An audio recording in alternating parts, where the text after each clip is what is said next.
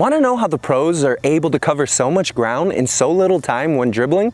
Want to know the difference between an average dribbler and a really fast dribbler? Then stick around for soccer dribbling at speed versus speed dribbling.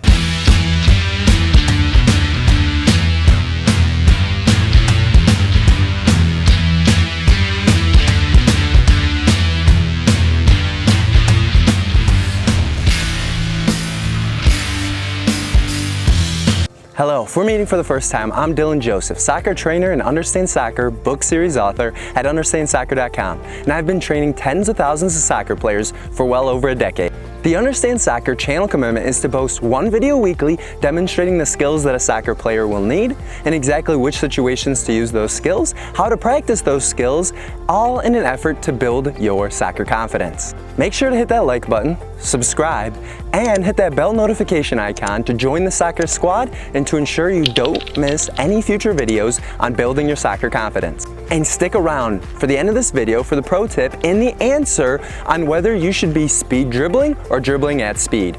So what are we covering today?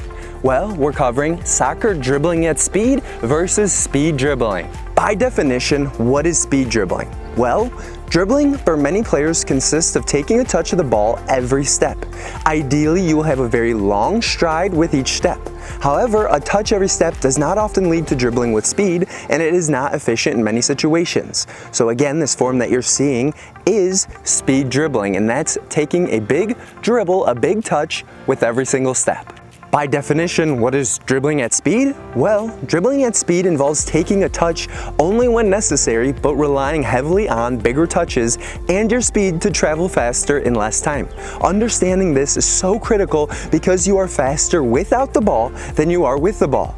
Therefore, the more touches you take with the ball, the slower you will be. So notice this form, I'm taking bigger touches and I'm not taking a touch every single step because I have room and space to cover and no defender that can steal that ball in that area. So as you'll be seeing in this example, an example I often use with my trainees is that I will tell them that I'm going to travel 10 yards in two different ways. The first way I proceed to show them is to take 5 touches while dribbling the 10 yards.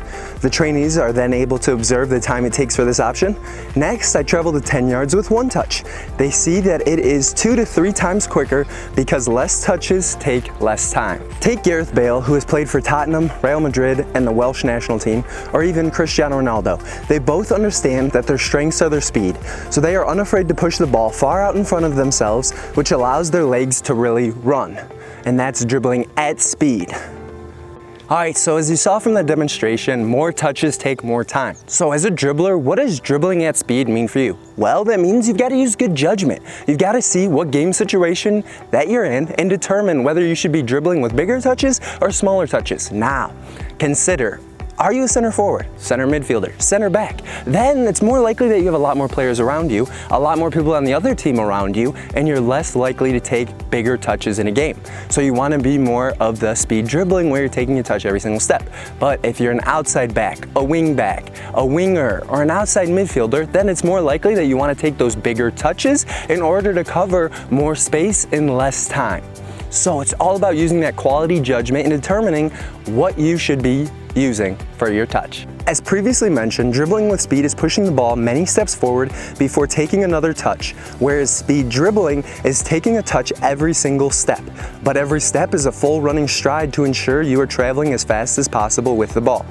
Now, some coaches, some trainers, some soccer players may call these things different, but understanding the concepts is the most important part. Understanding that in a game, you've got to be able to determine if you should be speed dribbling, so taking a touch every single long step, or pushing that ball and exploding.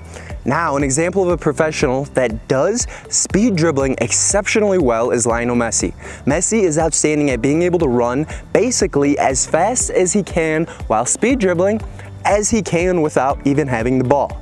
And he is taking one large touch into space and sprinting after the ball very little because he's speed dribbling so often.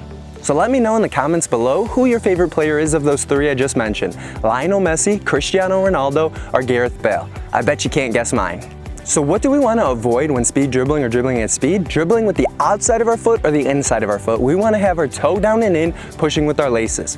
Also, we want to avoid the defender, which makes sense because we need to figure out which situation we're in and then use the best dribbling at speed or speed dribbling for that situation. So how do we practice this skill? Well, get an area that's 15, maybe 20 yards and set some cones down. They don't need to be cones, they can be shoes, they can be water bottles, they don't even need to be anything. Just practice on taking those speed dribbles, so a touch every single step over that 15 yards, and practice taking that dribbling at speed where you're taking one touch to cover that entire area because you don't have a defender in that space and you need to be able to sprint at full speed without the ball to cover more ground in less time. Soccer squad. Since we're talking about dribbling and foot skills in this video, this is in the second layer of the individual soccer player's pyramid. As a soccer player, start with passing and receiving because every soccer player needs that. Then move to the second layer of the pyramid.